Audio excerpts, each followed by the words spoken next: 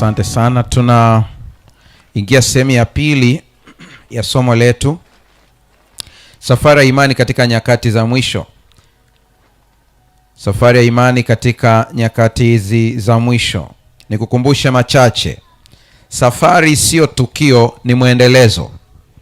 Usiwe na Ukristo wa matukio. Kuwa na Ukristo ambao ni mwendelezo, ndio sehemu ya maisha yako. Usiwe ni mtu ambaye unafanya maombi tu wakati wa matatizo. Changamoto zikija ndipo unafunga na kuomba. Kuwa na tabia ya maombi, iwe ni sehemu yako. Usisome neno kama zimamoto. Fanya neno la Mungu ni sehemu ya maisha yako. Popote unapokuwa, wasiliana na mbingu. Kumbuka makubaliano na mwelekeo. Watu wawili hawawezi kutembea pamoja wasipopatana. Fanya mjadala na Yesu. Unahitaji Yesu akupeleke wapi? Unaenda wapi? Una target gani? Lakini kingine ambacho ni muhimu sana, uongozi wa Bwana unahitajika kuliko hisia. Usiwe ni mtu wa mihemko. Tafuta uso wa Bwana katika kila jambo. Na ndugu zangu mnaonisikiliza na kunitazama, ukijizoeza kuutafuta uso wa Bwana katika mambo yako, utaona hekima ya Mungu katika kazi zako. Usifanye kazi kwa uzoefu. Hata kama umezoea sana jambo fulani, biashara yako umezoea sana, we ni mkulima mzuri, mfanya biashara mzuri, usijiamini kupitiliza. Tafuta uso wa Bwana. Unapofanya biashara, kuwa na muda wa kuomba. Muulize Mungu, katika biashara yangu hii ya nyanya, katika biashara yangu hii ya samaki, katika biashara yangu hii, itaja biashara, mwambie Mungu, nipe hekima na maarifa ili niweze kusonga mbele. Haleluya. Naongea nikiwa makao makuu ya kanisa letu hapa. Hapa tuna wazee wa kanisa, tuna wachungaji. Katika jaribu kubwa sana katika kazi ya uchungaji ni hili, ni kumzoea Mungu. Yeye unaweza ukajikuta kwamba unaona kama ni kawaida fulani hivi. Kwa hiyo hata kama ukishtuliwa haraka, bwana tupatie somo la Jumatano hapo haraka haraka, unajua wewe ni mchungaji, kwa utasimama, utaleta neno, litaleta maana. Hilo ni jaribu kubwa sana. Hakuna mtu yeyote anayeweza kuguswa, mdhambi akavutwa kwa Kristo, kama hilo neno halikuwa na nguvu ya Roho Mtakatifu maishani. Kwa tunamhitaji Yesu katika kila hatua. Kila hatua tunamhitaji Yesu. Sikiliza hii. Wakorintho wa pili sura ya 5 fungu la 7. Maana tunaishi kwa imani, si kwa kuona. Nikaelezea imani ni kuona kile ambacho hakionekani. Hiyo ndio imani. Na imani inataka mazoezi. Sio jambo la usiku mmoja. Ellen White anasema ikiwa watu wa Mungu watafanyia mazoezi imani, kwenye kitabu kile cha maombi. Na anatumia neno zuri ambalo huenda tusipate ule uzito wake kama alivyomaanisha, maana kiukweli kila mtu lugha yake anayoiongea ina uzito kuliko ikitafsiriwa. Mshike mkono wa jirani yako, mwambie umeelewa. Hebu wapare mnisaidie kutafsiri neno mave eno na hambugu kwa Kiswahili. Simona mnavyohangaika na nyie. Yani, hata kama ukaleta kwa Kiswahili lakini ule uzito wake haupo. Sasa Ellen White anasema kwa lugha ya mkoloni, if God's people would only exercise faith, God would work in a wonderful. Maeleza tafiti yake aliyogundua na wenzake. Anasema wakati anagundua hili jambo alidhani yuko peke yake, ila aliposoma baadhi ya vitabu anasema amegundua kuna watu kama yeye karibia 30 ambao wamefikia conclusion moja. Kitu ambacho kimemshangaza ni hiki. Anasema wakati wanaangalia ubongo wa binadamu jinsi ulivyo, tuna maeneo muhimu katika ubongo wetu. Kwa hiyo kuna wakati fulani ambapo eneo husika linapopata madhara, kuna vitu haviendelei kwenye maisha yetu. Kwa mfano, kuna eneo ambalo likiguswa huwezi kuongea. Inategemea stroke imekupiga wapi. Ikipiga upande ule wa lugha, ina maana kwamba mtu hawezi kuongea vizuri. Na hapo pia kwenye ubongo, kwenye upande wa lugha, kuna vimemory vingi, vikumbukumbu kadhaa. Kwa hiyo inaweza ikakuta ile area ya kipare ikapigwa. Ikipigwa unaongea tu Kiswahili.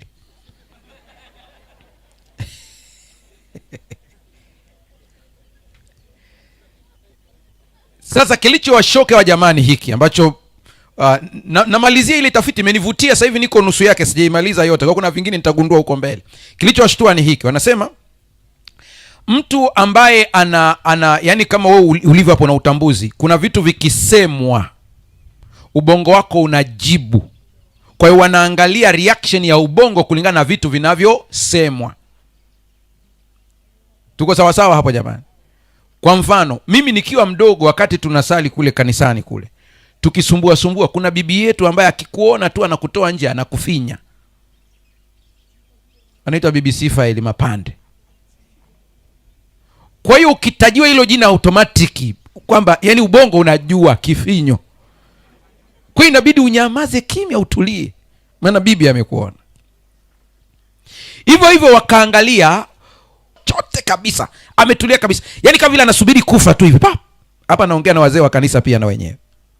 Kwa hiyo wakachukua, wakapima ule ubongo wake, wakaweka hebu muulize, baba yake anaitwa John? Inajua hapo jibu ni ndio au hapana. Wanaangalia reaction ya ubongo wa mtu ambaye ameshaonekana kama vile huyu mtu amekufa kabisa yani. Cha ajabu waligundua kwamba ubongo ulikuwa una react. Walipo baba yako ni John, sehemu ya ndio ya ubongo ilionekana ikijibu.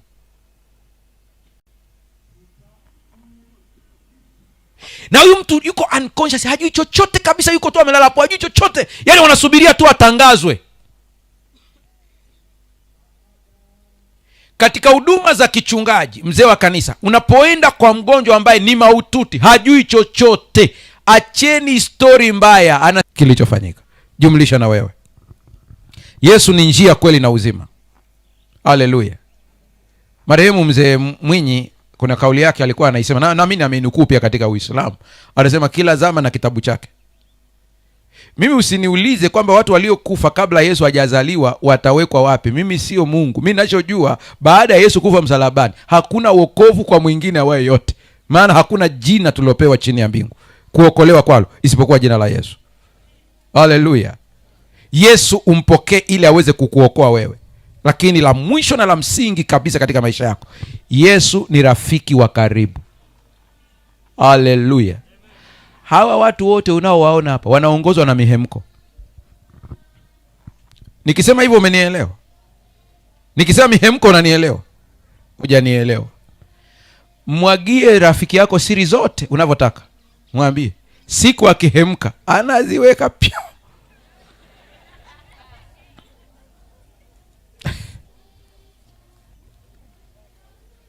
Kuna comedy moja, ni comedy lakini na mafunzo.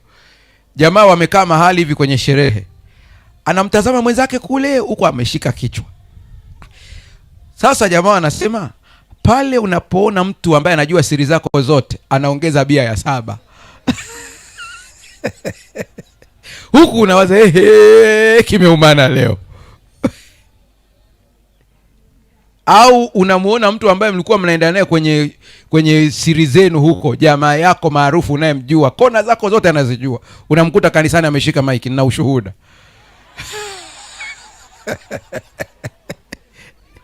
Aeleze ushuhuda, asimalize, afikie sehemu amwambie, sasa nataka niwaambie yote Yesu alikonitoa. Huyu anaelekea wapi huyu sasa?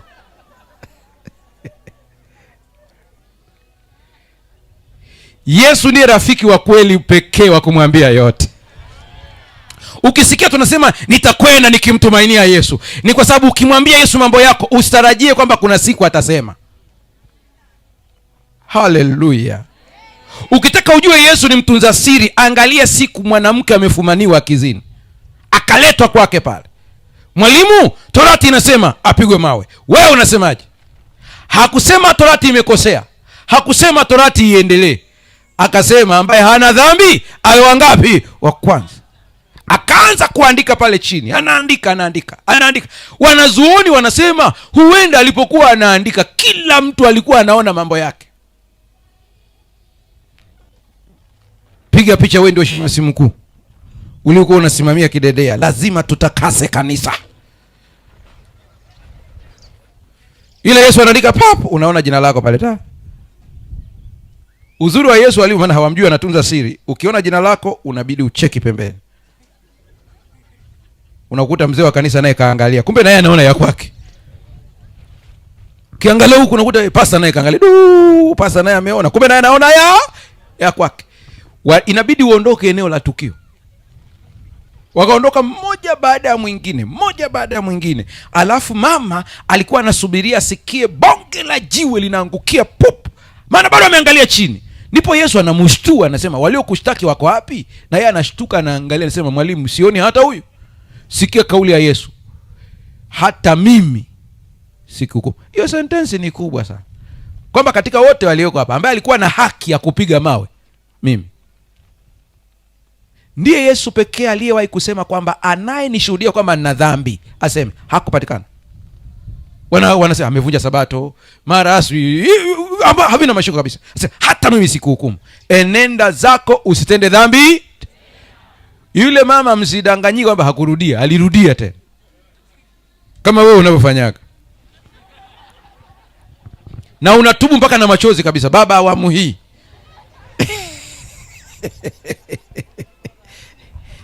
ili jua unaishi kwa mihemko. Ukitoka hapo ile umekazana kabisa, Mungu nisamehe baba, sitakuangusha tena. Ni mihemko.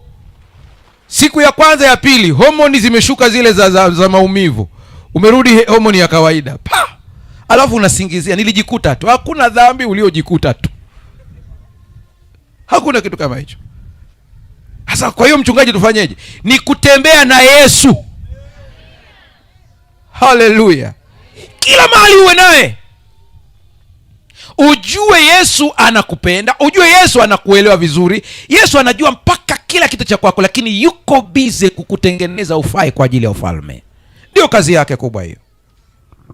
Mungu atusaidie sana. Kabla sijafunga, sikia haya maneno, natamani uweze kuwa nayo.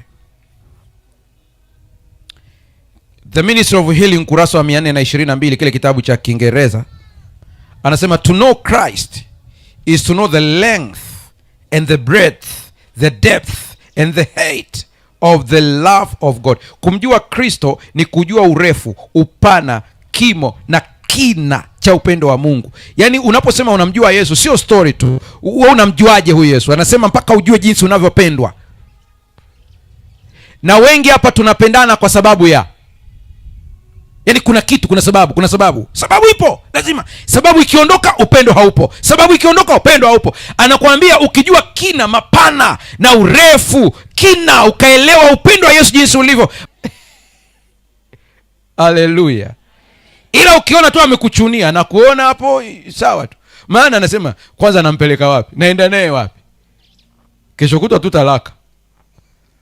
Ngoja mwingine naye akaendeleze huu mzigo huku, ataelewa. Ndio maana Biblia inasema enyi waume wapendeni wake kama Kristo alivyolipenda nini? Akajitoa. Lakini nasema akaliosha kwa maji na kwa neno. Maana yake ni kwamba kwa vile Kristo ameamua kwamba wewe ni rafiki yake permanent, kila wakati ukitoka nje ya mstari atatuma Roho Mtakatifu akurudishe kwenye mstari. Ukijikuta unatenda dhambi na husikii maumivu moyoni, ujue kwamba wewe umeshapata talaka.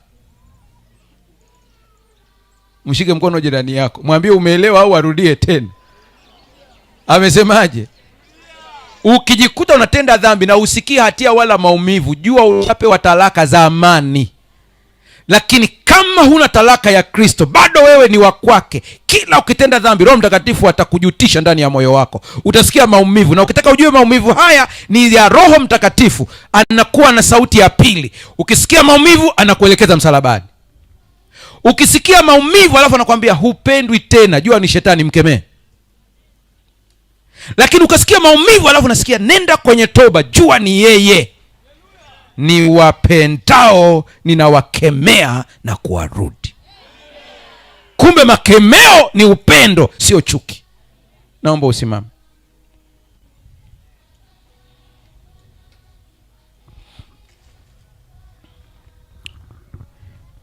Najua watu ni wengi sana, lakini tutatumia staili ifuatayo.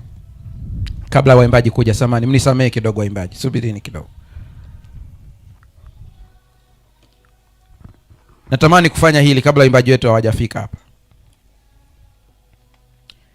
Inawezekana kuna jambo unaona katika maisha yako, siongelei tu dhambi, naongelea vitu vingi kwa ujumla wake. Kuna jambo unasema, pastor, kuna jambo ninapambana nalo, kila nikienda kidogo nakuta nimerudi pale pale. Ninapambana nalo. Mimi sijui ni jambo gani. Wewe unajua wewe mwenyewe. Inawezekana ni jambo fulani tu, hata kama ni matoleo, maisha fulani. Mimi sitaki hata kulijua, na wala usije ukanitafuta kunisimulia, maana hiyo sio kazi yangu. Inanikera, silipendi, nahitaji kutoka hapo, lakini nimejaribu kila namna, imeshindikana. Tembea uje hapa mbele. Ni kitu gani? Mimi sijui, hata sitaki kukijua, maana mimi siwezi kukusaidia, ila Yesu ndiye anayeweza. Nataka leo tumwambie Yesu kwenye kambi hili, tulizike hilo jambo hapa hapa.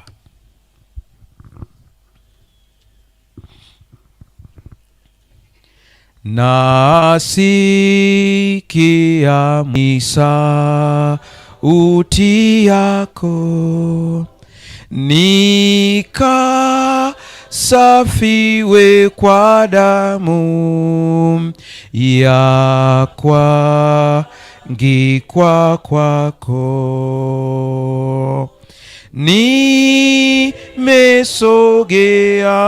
Nimesogea mtini pako, unisafi kwa damu ya kuangikwa kwako. Yesu anasema, Yesu anasema, wewe huna nguvu, kesha ukaombe na uje mwanangu. Alilipa bei na wiwa naye, dhambi ilitiawa,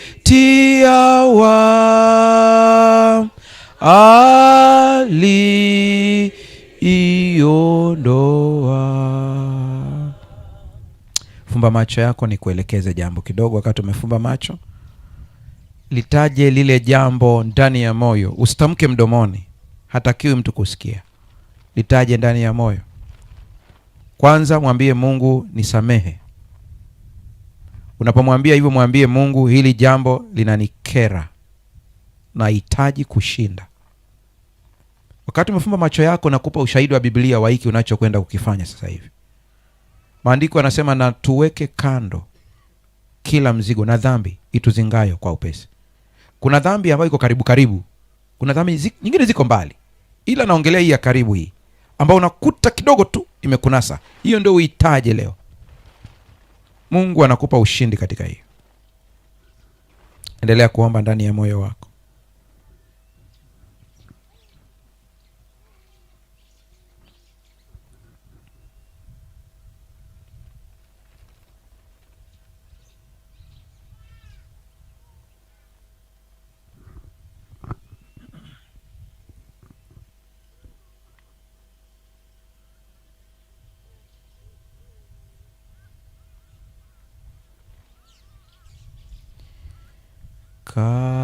Katika wenye dhambi ndimi mkuu wao, ila Yesu akaja kwa dhambi alikufa,